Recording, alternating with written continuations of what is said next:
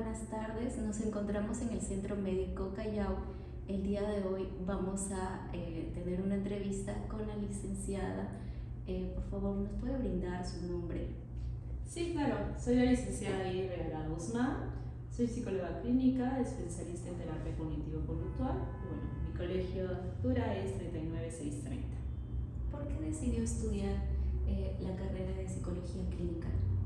La carrera de psicología fue por el amplio bagaje de las ramas, y la psicología clínica fue porque efectivamente en esta área podemos verificar la conducta del ser humano, la forma de pensamiento, ¿no? Y también no nos quedamos solamente con eso, sino que lo apoyamos a nivel de terapia para que mejore y se desarrolle con mayores capacidades y habilidades ante diferentes adversidades. Por eso lo elegí. Para continuar con la entrevista, licenciada Iris, para usted, ¿cuál es el objetivo principal que cumple una buena entrevista psicológica? Bueno, primero ver los pasos de la entrevista, ¿no? El paciente cuando viene con su motivo de consulta, que sería tu primera presentación formal con tu paciente, en la cual tienes que indagar por qué llegó aquí, o sea, cuál fue el impulso que llega hacia ti. Con eso identificarás de repente ciertos patrones, conductas desadaptativas. Entonces lo invitarás a que haga una evaluación más exhaustiva, en la cual presentarás una historia clínica. En este tienes que tener toda la información del paciente, desde su niñez, sus etapas primarias, adolescencia y adultez, si en este caso lo amerita. Ahora, en una entrevista psicológica es necesario indagar sobre el paciente y sus vínculos familiares, su área social, ¿no? Su área laboral es importante también para que tú verifiques el desarrollo de tu paciente.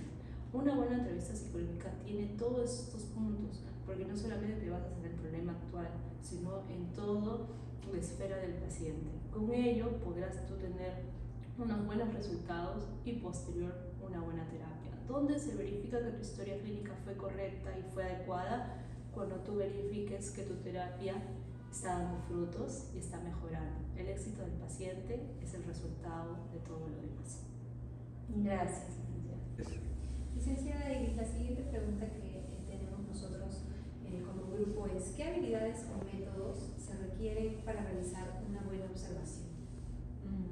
La observación es un punto clave en la entrevista psicológica, ya que los pacientes no saben lo que están sintiendo y los signos que tú puedas observar de ellos va a ser punto esencial en tu entrevista psicológica. Ahora, ¿qué métodos puedes utilizar? Existen muchos, pero uno que utilizamos siempre los psicólogos son las listas de cotejo, ¿no? Tenemos listas de cotejo de cada conducta o de cada trastorno, por eso tienen ustedes el manual del DSM-5 que los ayuda a verificar que tienen que aparecer ciertas características en los pacientes para saber con qué trastorno o con qué episodio estamos trabajando. Entonces es importante no solamente observarlos, sino la escucha activa también, ¿no? Porque de todas maneras, tú si cierras los ojos y tú escuchas a una persona triste, vas a pensar que está triste y esa persona puede estar sonriendo, ¿no? Entonces tú dices, pero yo lo escucho triste, pero lo que estoy viendo es una sonrisa. Y eso es un claro ejemplo de que la observación hace más que las palabras. Entonces empezamos a observar, identificar los signos, ¿no? Y hacer mi lista de cotejo en cada paciente para yo tener esa observación clara.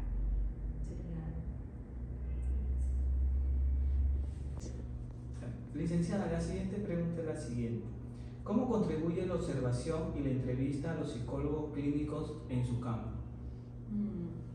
Para nosotros es la base de la entrevista.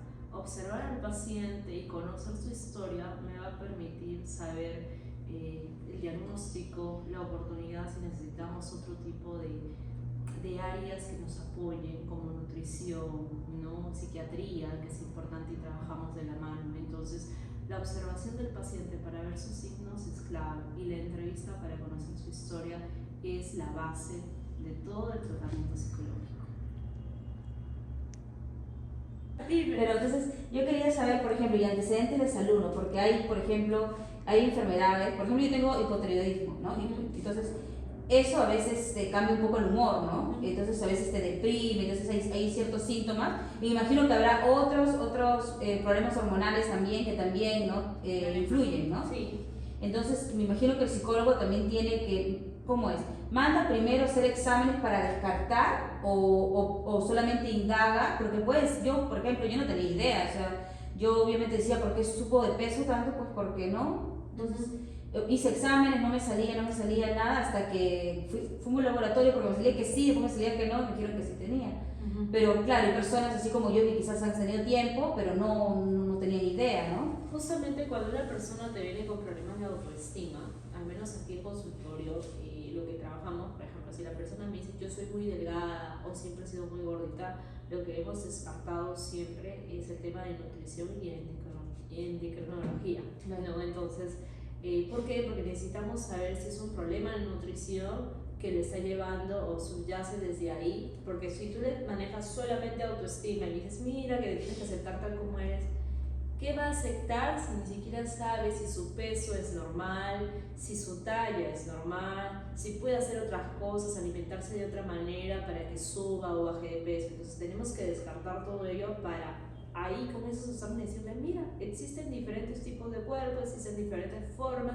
Imagínate de repente una persona más llenita, pero has visto sus huesitos, ¿no? Como yo les digo, sus huesitos son más gruesos. A ver, tu mano, mi huesito es delgado. Entonces entiendes tú de que es tu forma, tu anatomía es así. Entonces ella ya no tiene solamente la aval o la respuesta de una psicóloga que no tiene rayos X en los ojos y no te puede observar más allá, sino ya tiene varios especialistas de la mano y te dicen, ya tienes tu acompañamiento de dieta o ya tienes tu acompañamiento de nutrición. Entonces ahora sí, trabajamos con esto y aquí trabajamos la aceptación. Claro que nuestra carrera es multidisciplinaria, siempre tenemos que trabajar de la mano con varios especialistas si lo necesitan. Y efectivamente la salud física es importante para la salud mental.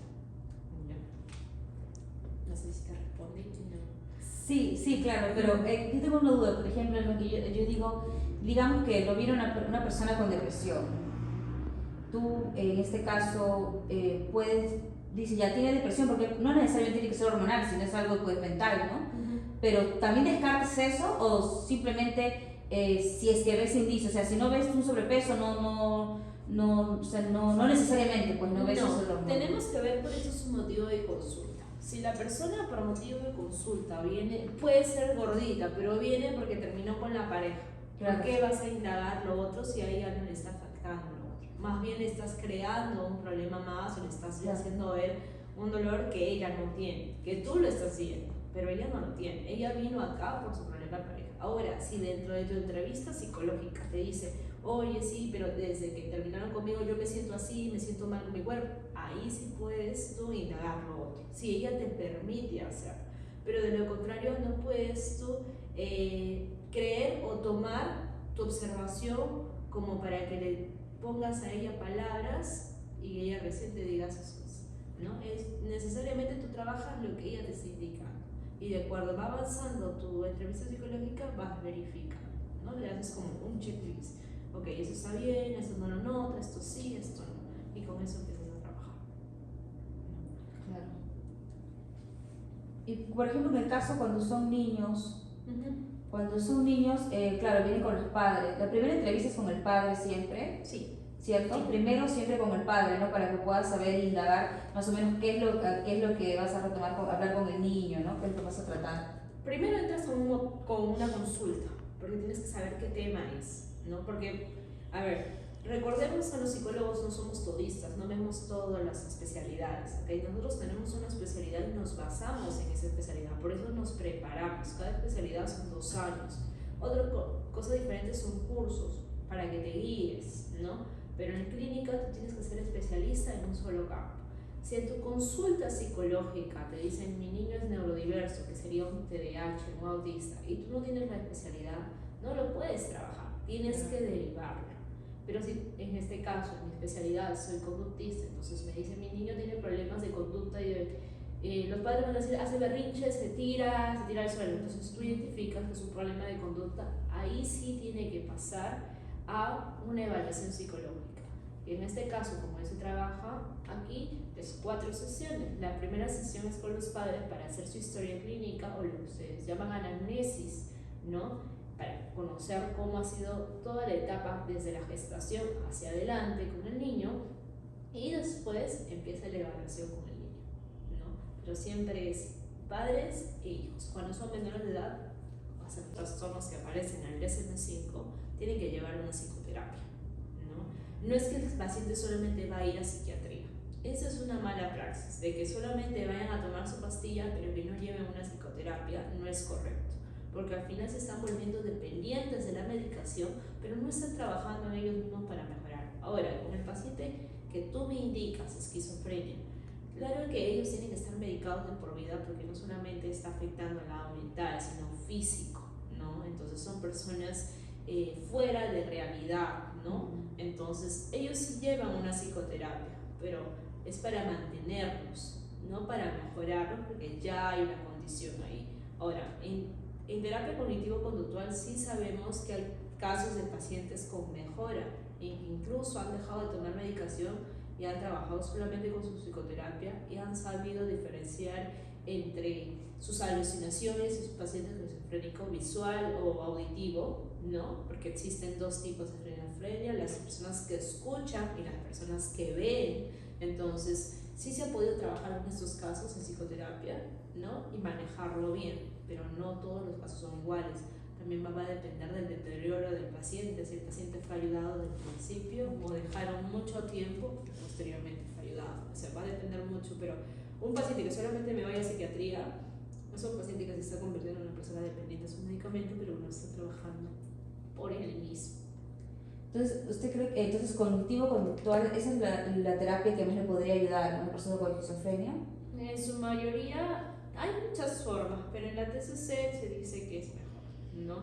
Ahora, va a haber pacientes en la cual tú puedes aplicarlo en otros enfoques, ¿no? Gestáltico, ¿no? Los holísticos. Va a depender mucho de cómo se siente el paciente cómodo, pero hay ciertos comportamientos conductuales que sí necesitan la terapia cognitivo-conductual, ¿no? Que los apoya más, ¿no? Es como cualquier paciente que tiene un trastorno, ¿no? Van a identificar quiénes son sus personas de apoyo y con esas personas de apoyo van a ser más intolerantes, mientras que con personas que no conocen van a ser más tolerantes. Entonces va a depender mucho también de qué manera la corrigen, de qué manera la ayudan, o cómo la están tratando, si es como una niña, si es una adulta, ¿no? Efectivamente ellos necesitan mayor apoyo, pero eso no quiere decir de que pues la tengan que anular en su vida, ¿no? Y no permitiéndole hacer cosas que ella todavía podría hacer, ¿no? Tienen que darle la oportunidad para que ella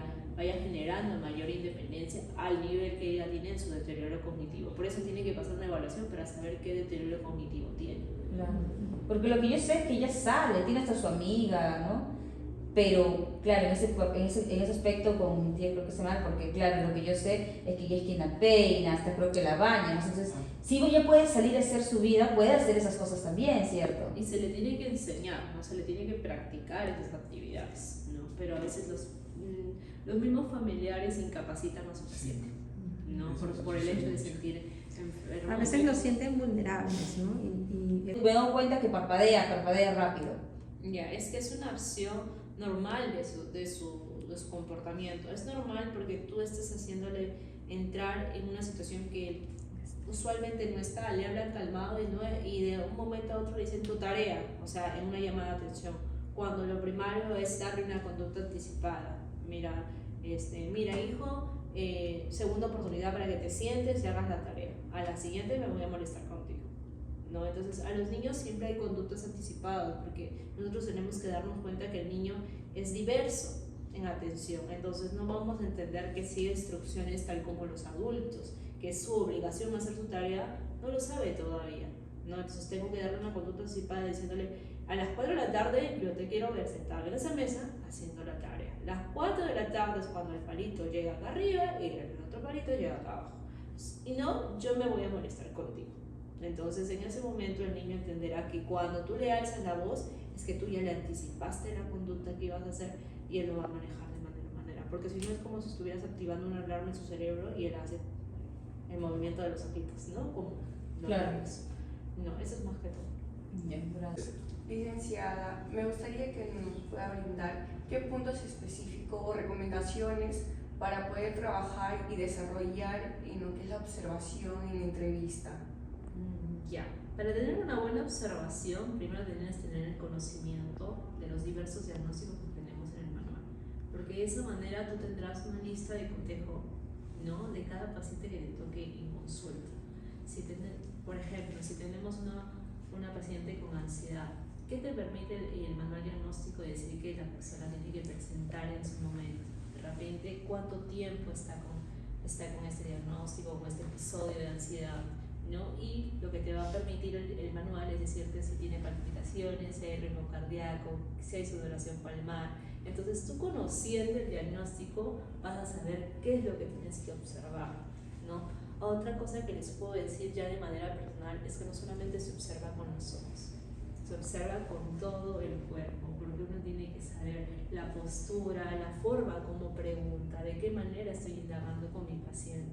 La entrevista psicológica es la primera puerta a que la persona se sienta cómodo en que tú le puedes ayudar. Entonces tienes que entender de que toda tu observación tiene que ser panorámica, ¿no? Cómo hace sus gestos, de qué manera los hace, por qué los hace, ¿no? Y tú mantener tu neutralidad.